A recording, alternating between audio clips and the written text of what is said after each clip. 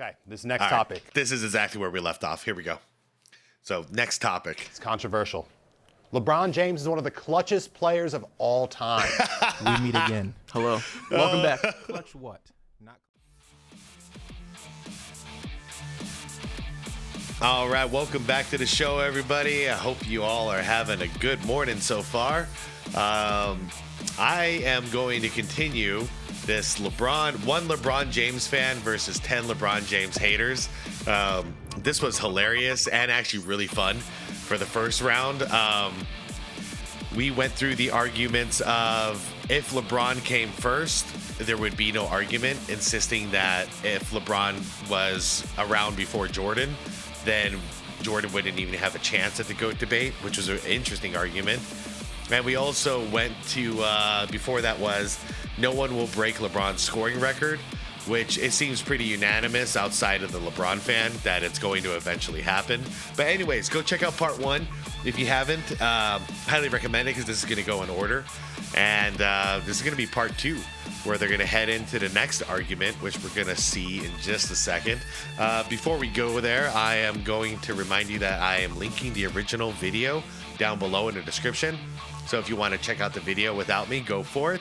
Or, I mean, if you just haven't subscribed to House of Highlights yet, there it is. 16.6 million subscribers. It's obviously good basketball content out there. A lot of highlights, a lot of press conferences and stuff. And this is out of the norm, but I'm enjoying it. Anyways, everybody, please leave this video a like. Let's get right into this. But then, I say that to say, This is the with end of where we LeBron left off. at the buzzer, he's soft. His ass was under contract. He did not have every opportunity. He almost went to the Knicks. I do thank you for your service. Okay, this next All right, topic. This is exactly where we left off. Here we go. So, next topic. It's controversial. LeBron James is one of the clutchest players of all time. We meet again. Hello. Welcome back. Clutch what? Not clutch at the free throw line. Clutch Maybe sports. he had some clutch performances, but let's bring up the biggest moments of LeBron James' career, and let's continue to talk about winning like my brother Nelson did. Miami Heat, biggest shot of the series that got them to Game 7, Jesus Shuttlesworth. Game 7 against Warriors, and my guy, Stephen Curry, that's ingrained in my memory, Kyrie Irving. Yeah. And who passed him the ball? LeBron. Because it wasn't his moment. Whenever it's time and it really counts and it comes down to it, he's passing the ball because he shies away from the last shot. Please don't go to some regular season game where no one is watching. Let's talk about the biggest moments when being clutch matters. Let's make Yes, He sir. 80% of doesn't the have game the ball in irrelevant. his hand. Okay. Well, what matters the most? Keep going. Sorry. Keep on. Wait, what did he say? Did he say that makes 80% of the game irrelevant? Let's make He 80% of the doesn't game have the ball in irrelevant. his hand. Okay. Uh-huh. Yeah. No, because we're talking about clutch. We're not talking about the first three quarters. We're talking about clutch time. So he already knows. He already knows he's beat on this one. This is going to be fun. Well, what matters the most? Keep going. Sorry. Keep on. The last shot or the ones that happened before? I placed the value on a shot that got them to win. Talk to me. Again, similar to last time we argued, that would be real great if we stopped thinking about basketball 15 years ago. How do you get Why? to the last shot? How do you keep these games competitive? Everything leads up to it. And real quick, did that question say one of the most clutch players or one of the most clutch last shot shooters? I would say this is about being clutch at the end. That's how Yeah. clutch is mostly defined. No one's really talking Yeah. about it before in the first, second, and third quarter. Oh, I'm not talking There about is it a either. clutch time stat, too. I think it's the final 5 minutes of It the is. fourth So quarter. let's define It it by is. that then. Okay, yeah, the All clutch right. player. Yeah. What is involved in offense? Passing and shooting. Setting Oh, up boy. others for good shots and shooting the shot yourself. So Oh, boy. I'm not going to let you pretend that playmaking is irrelevant and that setting up open shooters is not good. It is. LeBron has taken his fair share of difficult, tough shots at the end, does too. I think the stat is he's like 7 for 12 on these last second shots in playoffs, which, cool, he can do that too. If you want to say other guys did it more often than him or in flashier ways that you remember more because it was in a big game on national TV and what you were watching, great. I, for one, have the privilege of having the internet. And I know that not everything that I didn't see some of it still happened, even though I didn't see it. And he has good clutch numbers, so I won't pretend that's not the case. But also the harping on the fact that he passes the ball to people as if it's a negative is ridiculous. The smartest players know the smartest shots aren't always contested step back shots because you want to be the one to take it. If you have a 40% corner 3-point shooter, you give him the ball.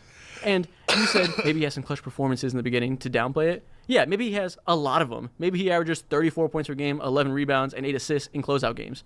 Maybe. Maybe not. I don't know. But I think yes. So I'm not going to pretend that's just a throwaway and you could just like toss it aside and be like, what about free throws? Because the good stuff actually matters, not just the bad stuff. So Okay, 1979 NBA Finals. Kareem Abdul-Jabbar is injured, and the Lakers are at a loss, going like, "What the hell are we gonna do?" Magic says, "Never fear, Magic is here." He plays center the entire game, does whatever it takes.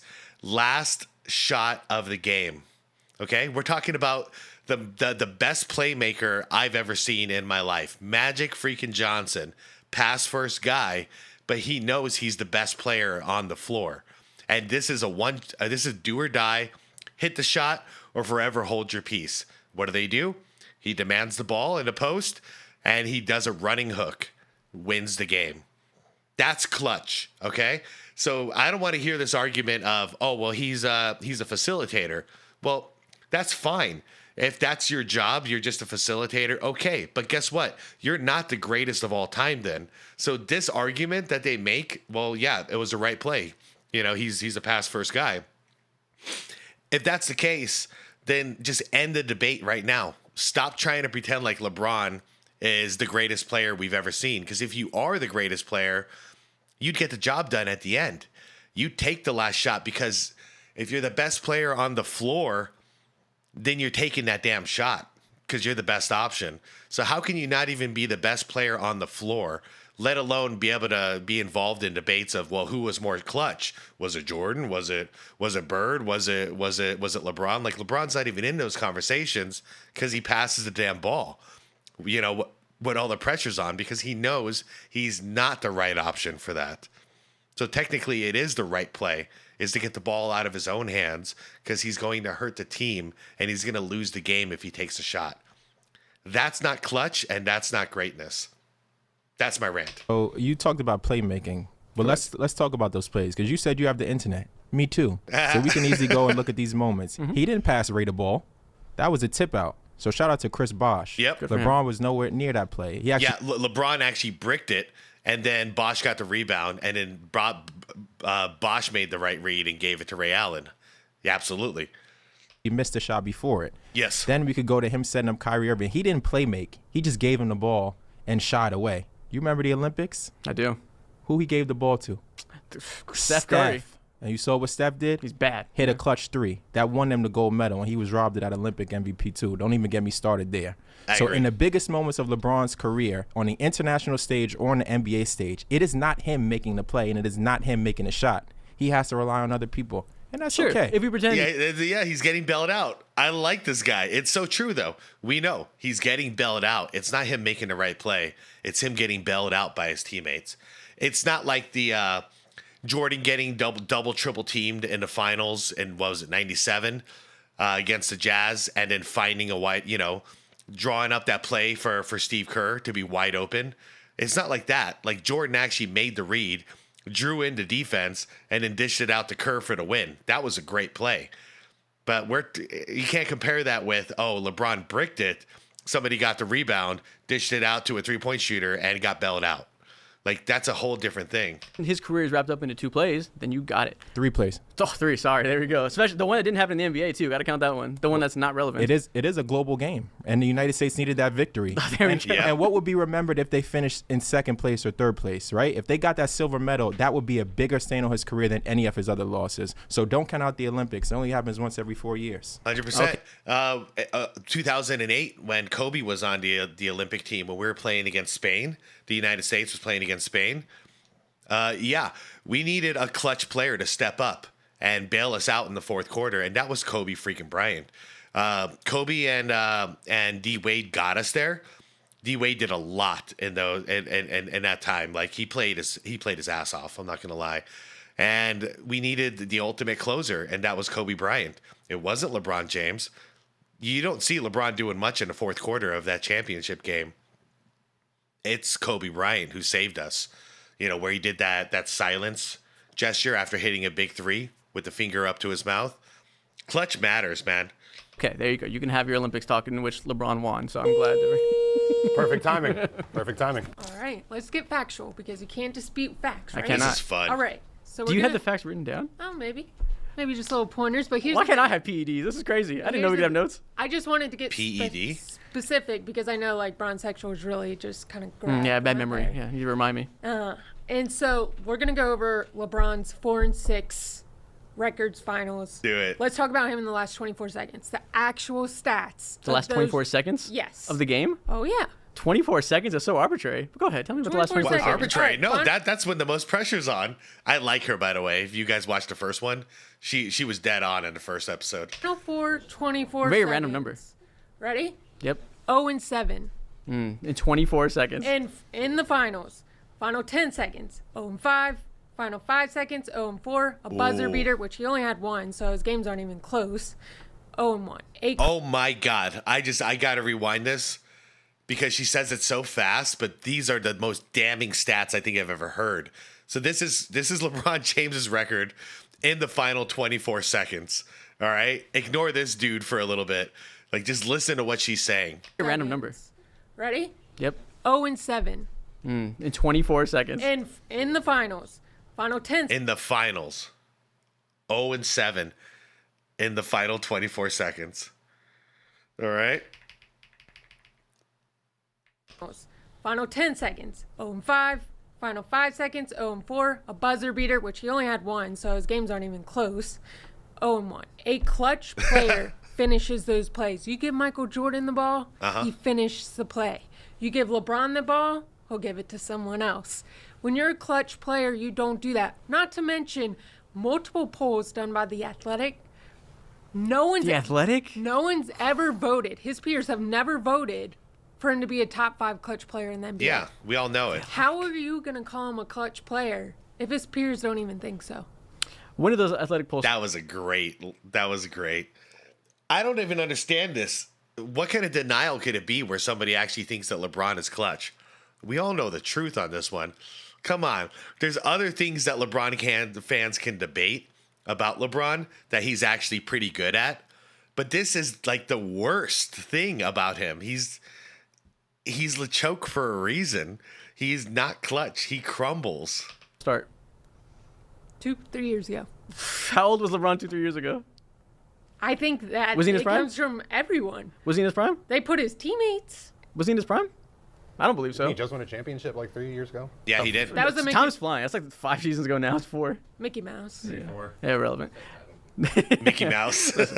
24 seconds is a lovely number when you're looking to find the exact number you needed to find no shots. If you expand to what clutch time actually is, the last 5 minutes when you're leading up to wins, obviously those numbers are going to be better. Sure. Yeah.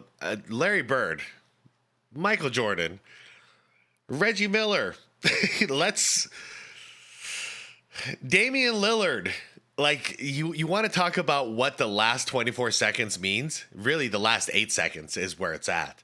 But she did that, the final 10 seconds. So anybody who knows basketball or has played basketball especially knows the importance of that final shot and having a guy you can rely on that'll hit that final shot. But this guy right here, he is in full denial mode.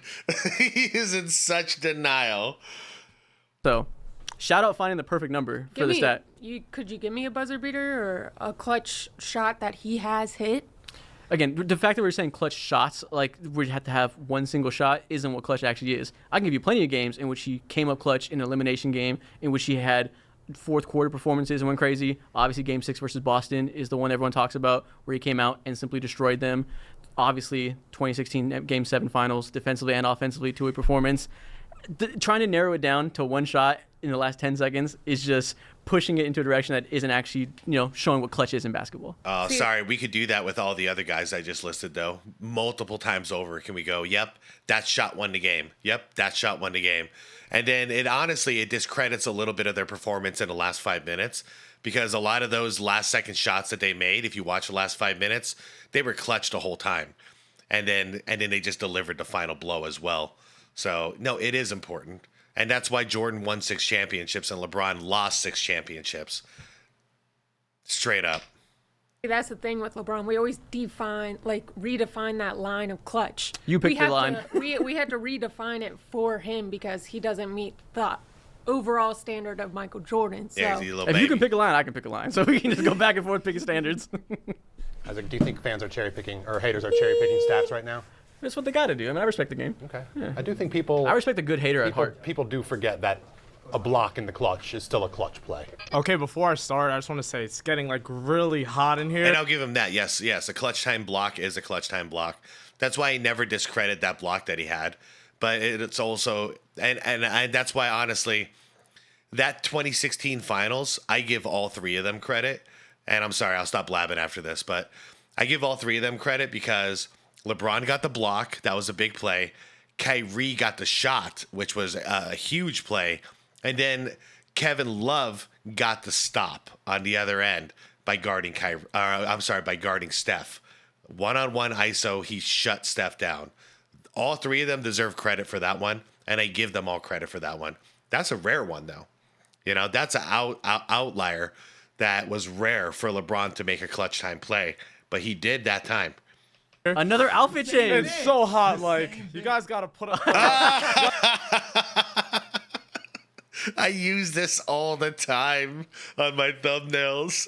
Guys gotta put up the AC a little bit, you know. All these people are talking and all this stuff. I want to let you talk a little bit. Like, what's your definition of clutch? Clutch is making the right plays, leading to efficient offense when it matters most. When the game is on the line, making the plays that'll decide you get a victory. So, like, my definition of clutch is being the best in the brightest moments. You think that's fair? I think that's a little. I think I would ask more specificity on when the brightest Okay. moments are, but that's about the same I would say thing. in the playoffs, finals. You know, his 4-6 record. More pressure. So, what about the Dallas Mavericks? Like, what do you think about that series? Terrible. That's the biggest blight on his career. Yeah. And you got that. I think that's an actual terrible mark, and I won't pretend it's not.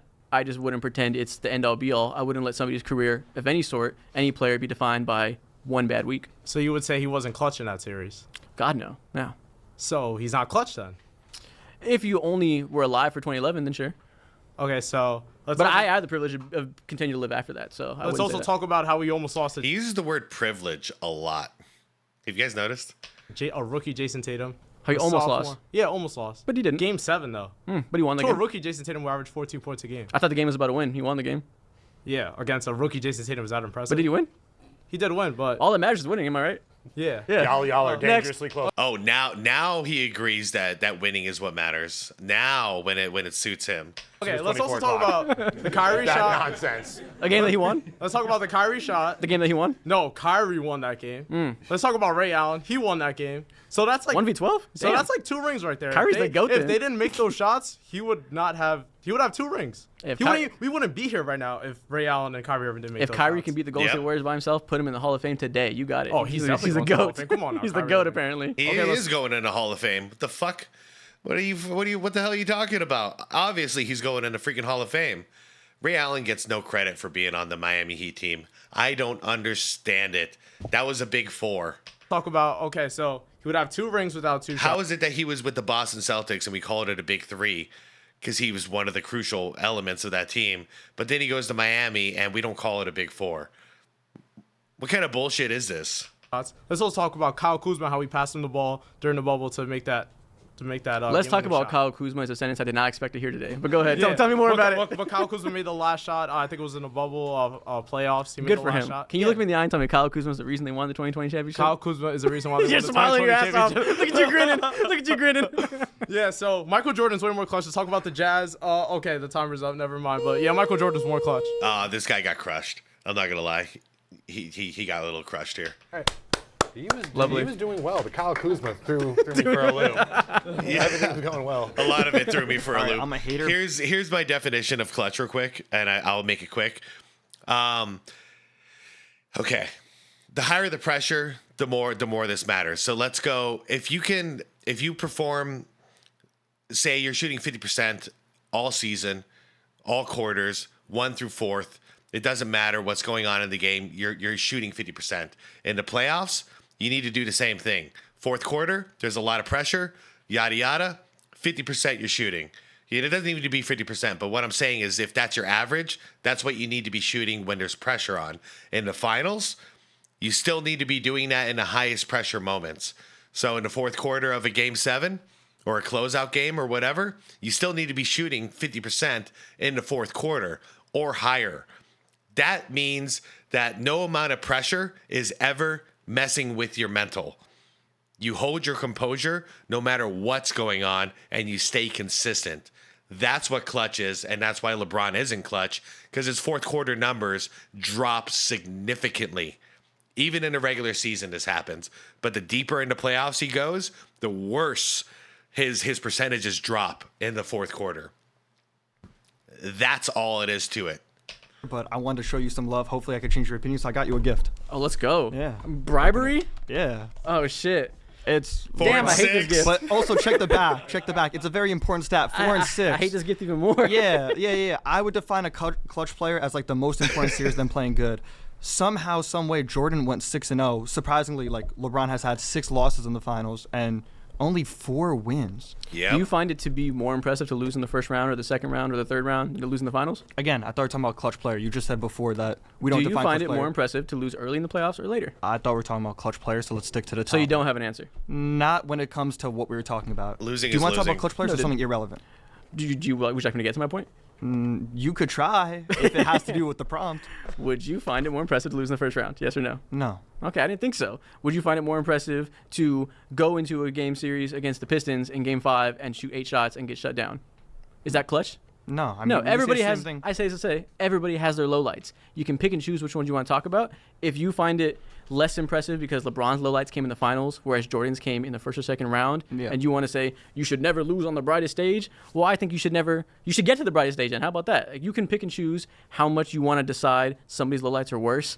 In reality, everybody has them. You're not defined by them unless you're Joel Embiid. These guys both have highs, lows. I won't pretend that his lows are worse because he happened to get further with less. I'm not going to go and just start glorifying someone that lost in the finals. I define a clutch player as when it comes down to the final series. Also, Same way we don't glorify the Buffalo Bills for losing 4 Super Bowls in the 90s. We do not glorify that. They didn't win shit.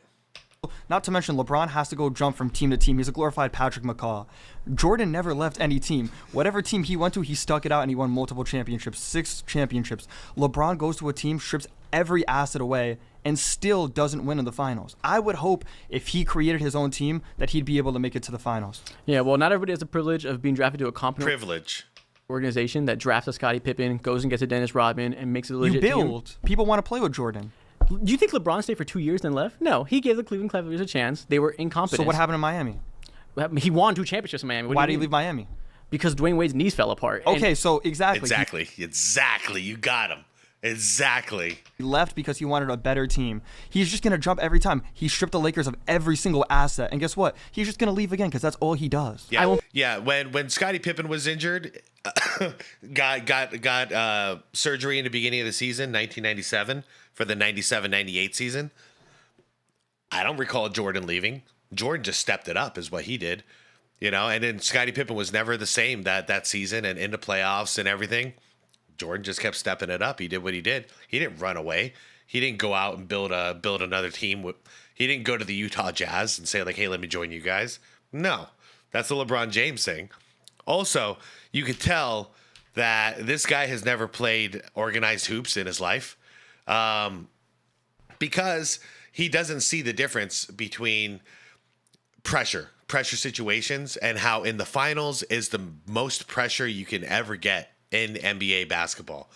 So to have a losing record and to have all these collapses in the finals, that shows that you're not clutch. That's all I ever need to see. You fall apart on the biggest stage. Guess what? My Buffalo Bills in the 90s were not clutch. We couldn't get it done. We fell apart 4 times in a row. Okay? Can't get it done. It is what it is. Did I like it? No, but they choked 4 times in a row. And that was my favorite team growing up. I loved Thurman Thomas, Jim Kelly, and Reed. Like, that was my team. But guess what? I had to swallow it. We fucking choked over and over again. But you can tell he's never played because he doesn't get this, that it matters. What you do in a regular season game or a preseason game, whatever. But when we get to the biggest stage, that's where all the eyes are on you and all the expectations are there as a leader to deliver. And he failed as a leader. He choked as a leader. every time. He stripped the Lakers of every single asset. And guess what? He's just going to leave again because that's all he does. I won't pretend it's noble to lose amongst poverty and play next to a bunch of crappy players. I won't pretend that gives him points because he's nice and brave about toughing it out. I don't really care. All right, so we could just jump from team to team. I'll win every I'm LA keeping Fitness this. Don't team. pretend I don't. No, it's for the haters. It's for the haters, not for you. Right. He does destroy every team, but that sacrifice is a title. So, If I could win 2 championships and be mid for 5 years after, I'm taking that every year. next topic. LeBron James is responsible. By the way, so just a quickie. So he sees no problem with basically using all the resources of your teammates, and then the second that there's something that goes wrong, then you're gonna abandon them and jump onto a better ship. He made it just very clear. So obviously his mentality and my mentality about what a winner is and what a leader is completely different. Because a leader builds. A leader doesn't just, go to a new village and be like, how do I use you guys? Leader for the builds. super team. Seems like a no-brainer Okay. to me. LeBron James is responsible for the super team. Seems like a no-brainer to me. Yeah. Let's go. Back to back. How is he not? All right, this guy's good. I mean, we just spoke about it before. Want me to go first? Yeah, sure. Okay. I'd love for you to. Well, we pretend the Celtics didn't make a super team 2 years before he did. That's one reason. The real reason for the super team is because modern free agency promotes player movement. There's more talent today. You have to compile talent to win. The players didn't make the Celtics big three. That was the general manager. In the Miami Heat situation, the players made that big three. Back in the day, there was obviously less talent, like I said, and the way the rules are made, you didn't often see stars come together like that. In the modern NBA, when it's harder and harder to win, it simply became a necessity. Just because he was on the front lines of that and was the second team to do it in this era doesn't mean he created it. He's not a GM, as most people want to say he is. He wasn't the GM of the Miami Heat, I'll tell you that for sure. You think Pat Riley was listening to him calling shots? No. Yeah. Okay, well, I that's think not so. reality. But either way, it's just a symptom of the modern NBA and the new rules that were created and the new just reality of how you win a game. And he wasn't the first, like I said. The Celtics, the Lakers got 2 Hall of Famers at the peak of their prime. Wait, what? What Laker team? Teams had, again, not the peak of their prime, the peak of the What? They got him. What? What? Lakers prime. Those Hall of Famers are washed, obviously. But, it wasn't the first time we've seen lots of star names get put together. Is he considering Shaq and Kobe a super team? They didn't even know each other, man. Kobe was in high school when they picked up Shaq. They signed Shaq in a free agency. Kobe was a high schooler.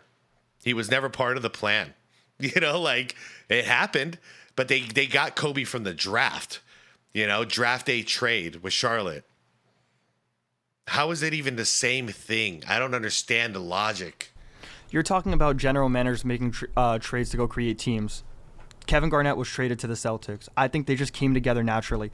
LeBron talks about recruiting players openly. He created the first ever super team, and what happened right after? Kevin Durant followed in suit. There's a lot of other superstars that are just following in suit for what LeBron started. So the Celtics aren't a super team because they traded for Kevin Garnett and didn't sign him? I don't know if they recruited players. LeBron himself said that he recruited Chris Bosh, and What do he you mean that went you don't know if and they he spoke to recruited Dwayne Wade. They He said- didn't. They've all talked about it. They did not. They weren't recruiting each other.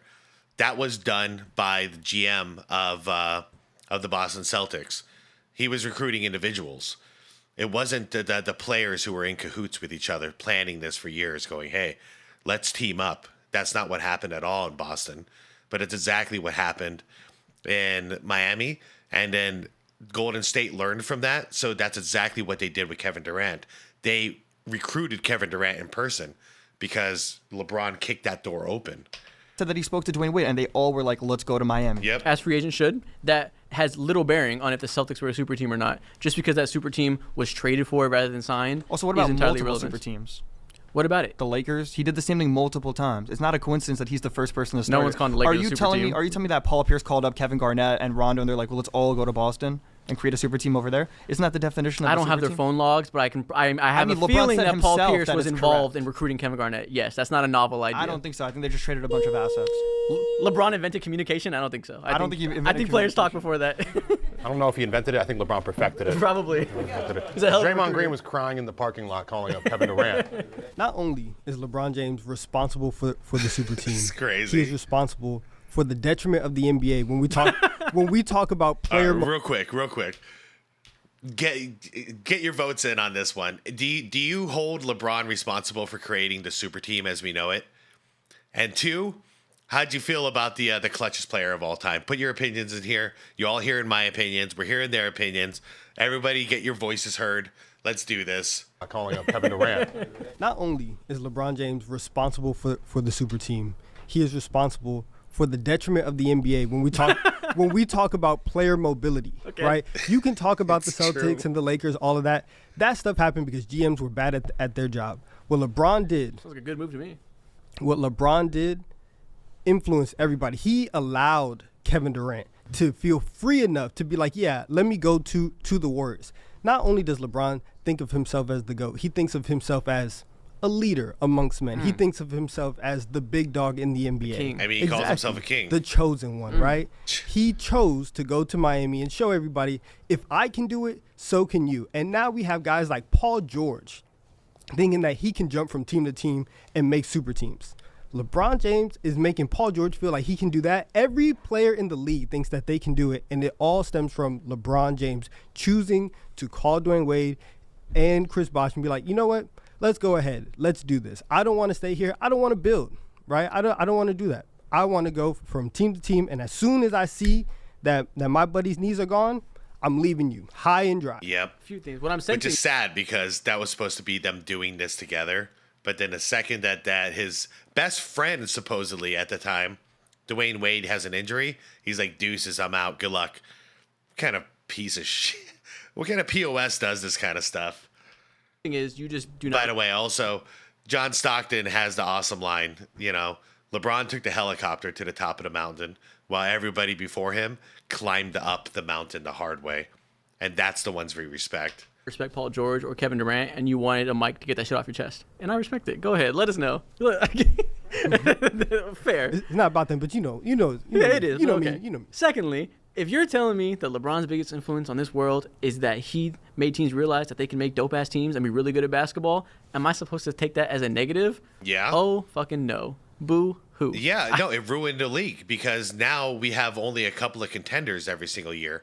The talent is not distributed evenly anymore.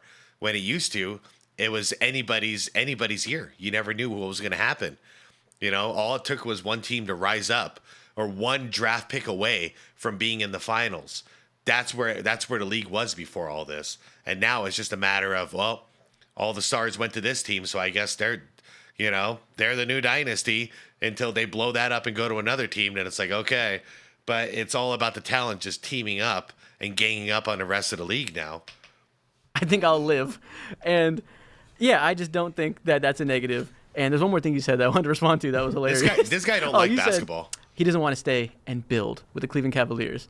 Are you under the impression that we need to be nicer to billionaires? Because Dan Gilbert tried. He gave him time, and eventually Dan Gilbert and his front office failed miserably. And he said, I'd show you no loyalty. I'm going to go to a place where my career will be prioritized and handled the right way. I'm personally not of the opinion that we need to be nicer to those guys. I think if they're incompetent and do a bad job at the teams they run, these players should say, go fuck yourself. I'm going to go build a good team. What guys is he talking about? LeBron James is a billionaire. So LeBron is one of those guys. Two things. One. No. Should we be nicer to billionaires? No. Should we be nicer to billionaires? Two things. No, okay. Well, then let's not be nice to LeBron James then. Because he's a billionaire. What an idiot. I don't defend Dan Gilbert for anything. Oh. And then 2, just say you hate competition. Just say you hate that, right? There it the is. The basis of the NBA, the NBA was ruined for years because we knew coming into the season the Warriors were going to win. LeBron doesn't want that setup. He built super The teams. clock rang. I'm not hearing it. He gets his last sentence off. That's a little immoral. Exactly. It's unethical. He gets his last sentence off. Exactly. I don't have to hear it. All right, fair enough. Sure, that's also fair. Instead of inventing a super team, LeBron productized a super team. Do you remember the decision? I do. Do you remember that time? I do. Do you remember when he embarrassed himself on national television Not in one, front not of two, a not nice three. group of children at the Greenwich YMCA? I do remember that. Do you remember that? I remember when you brought a lot of money to that organization too that night. Did he? They did. That's interesting. Were any of them Knicks fans in the crowd? Do you think he broke any of their hearts? Do you think he had any consideration for who was sitting in the crowd that night? No, I think he's ruthless. I think he is too. Great, you're making my point. Yeah. So I think he's about himself, Yep. and he needs people around him to make him better and kind of elevate him. And so if you saw, and I'm hoping they're showing right now, the presentation that they had after the decision when they decided to become a super team, you remember that? That was pretty embarrassing, right? Bit cringe. I think I'll give you Yeah. that. Yeah, so I would Didn't say, age well. in addition to drawing like the media attention to himself and ruining those little kids' lives, right? He also decided to put himself on an own pedestal and present himself to the world, I would say. And so I don't think you can argue that he didn't not only just productize and make this thing a thing, but he also kind of put himself completely out there on the global stage. He might have made bad marketing a thing. He might have ruined the perception of the star and how they market themselves and build their brand. You can have it. Nothing to do with the super team. So I respect the opinion. And if we're going to go with he hates Knicks children, specifically Knicks fans' children, I think we should all hate more Knicks fans' children. I think we should make this like a common theme that we find the closest Knicks fan child and we tell them we hate them. Let's get up. And we tell them that their sports fandom is worthless in this world. I think we need to be meaner to kids. I'm happy to start the fire. Good Lord. Okay, good. So this By is the a way, great. guys, like, do you think this guy's ever hooped? Not this guy, but our villain here. Do you think he's ever hooped? Do you think he actually likes basketball, or is he just a LeBron James fan? Because I've seen dudes like this. They don't know basketball. They don't care about basketball. They just love being a LeBron James fan for whatever reason. It's like a drug. I think that's who he is.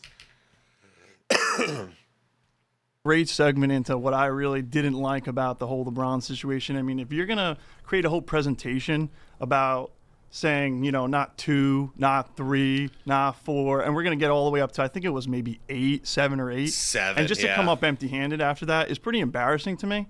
And in my opinion, if you're going to go up there and you're going to say those numbers, you know, you better damn well go up there and complete and get to whatever number you thought you were going to get to.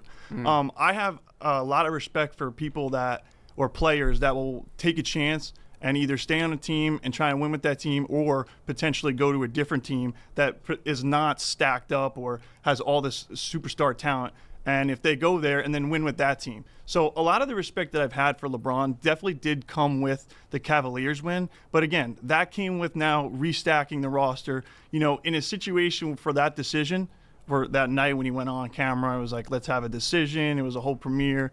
I mean, that's kind of just really ridiculous. You know, my GOAT Jordan would probably never do that. And as a matter of fact, if he went up there and said he was going to win 8 times, he damn well was winning 8 times. And I don't think anybody would have a problem with that. I think the biggest difference is that people feared Michael Jordan rather than they just kind of respect LeBron. And to make a spectacle like that when you go up there, and again, just kind of brag that you automatically, before you even play a game, think that you guys are the best team, you're going to win, you know, 5, 6 straight, I think is just unfair, and it's not good for the whole league in general. And just to piggyback off of that, it really showed like, hey, we stacked the deck. That's what they were saying on that stage. We stacked the deck. We're going to win 8 rings. That's what LeBron James said. He was that confident that he cheated the system to a perfection. I think that it made more players feel like they can do that. And the biggest example is KD losing 3-1 and then going and joining the Warriors. The whole can't beat him, join him thing, like, I feel like that really all stemmed from the fact that LeBron stacked up the team, thought that he could be unbeatable or they would be unbeatable. Mm-hmm. So that allowed other players to think that it's acceptable to kind of go there and do that. Well said. There's no nobility in taking the toughest route and losing. It's just not anything that anybody should strive for. How about taking the toughest route and winning? You can't, on one hand, tell me winning is everything. We should do whatever we can to win, and then be like, oh no, but make it harder. Like, pick a side. Should they do everything to win, or should he be noble and be so brave about staying with a terrible team? If you love basketball, then you know you should never cheat the game. Don't cheat the game. Don't stack the deck. Because if you want to prioritize winning and want him to be a winning player and all this stuff, him and Mo Williams were not walking through those doors with rings. It wasn't going to happen. He gave them plenty of time. He stayed there for 7 years. Why not? Jordan won with, let's see, B.J. Armstrong and Ron Harper at point guards. Why can't LeBron win? Mo Williams actually produced. Gave them plenty of chances to build a contender, and what's the best they did? Bring in a washed up Shaq. It wasn't working. Jordan had a Will Perdue, a Bill Cartwright, a Luke Longley, and a Bill Wennington. Huh. No excuses, though, huh? You would have had way more criticism of him if he stayed there and just lost over and over again. You wouldn't have been like, oh, he's so brave. He's so for Cleveland. Good for him. You would have been like, this guy sucks. He's never going to win a championship. He has nothing on Jordan. No, if he would have won one championship and spent his whole career in Cleveland, I would actually be singing his praises. Same way I do with Dirk Nowitzki. I would give him the exact same treatment. Like, dude, he really toughed it out there, and he actually brought it home. Like, for the fans, he did it. Yeah, it would be different. But he won 3 out of his 4 championships by stacking his deck, you know? You said he did the whole spectacle thing, not 1, not 2, not 3.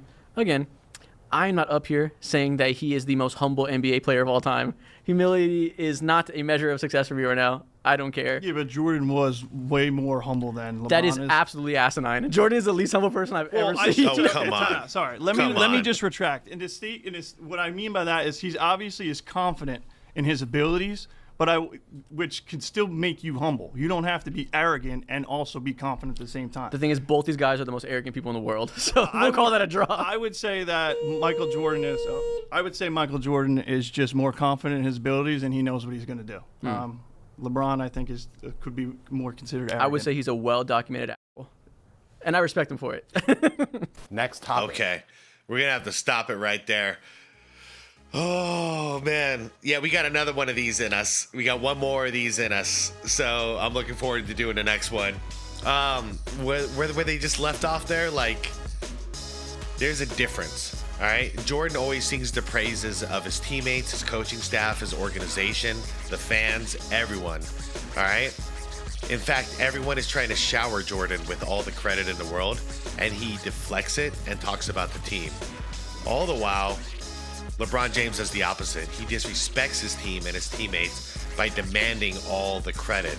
He even did it in that 4th championship, you remember, when they handed him the Finals MVP trophy. What did he say? I want my damn respect. That's what he said. It's all about me. He didn't talk about his team. He didn't talk about the fact that AD was playing lights out. Didn't credit his coach, Frank Vogel, for anything. Didn't credit the Bus family. Nothing. All about me. So, yeah, there's a difference. There's a big difference here, and it's called respect. LeBron James doesn't respect anybody, and he doesn't show anyone respect but himself. While Michael Jordan might be arrogant as all hell on the basketball court, but off the basketball court, he's full of respect for everybody. It's a battlefield on court. You're supposed to do whatever you got to do. Look at what Kevin Garnett was doing, you know? Look at what Mike Tyson used to do, talk about eating his opponent's babies and stuff. Like, you do what you got to do. But when it's all said and done, you got to have respect. Just like Mike Tyson, of all the crazy people, you ask him who's the greatest of all time, he says Muhammad Ali. 10 out of 10 times. You know, you ask Michael Jordan who's the greatest of all time, he says it's not a fair question because of all the different eras. And he says, I didn't get to compete against the other greats. So we can't decide that. And then he changes the conversation to, I'd rather talk about the best teams of all time. And I feel like I was a part of some of those best teams. That's respect. Anyways, you guys, thanks for watching part 2 of this. This is a lot of fun. Hope you guys are enjoying it half as much as I am. Please leave this video a like. Leave some comments down below on each of these topics that they're covering. And let me know what you think of my opinion. Let me know what your opinions are. Let's have a good old conversation and debate. Yeah, subscribe to the channel if you want more content like this. And hit that bell notification if you want to get notified for the next one. Everybody, thank you so much for watching. Have a wonderful rest of the day. Actually, cancel that. I'm going to do an After Dark tonight. I got one. I got one in the chamber. So I'll see you guys later tonight. Before that, I'll see you in the comments. Peace out, everybody.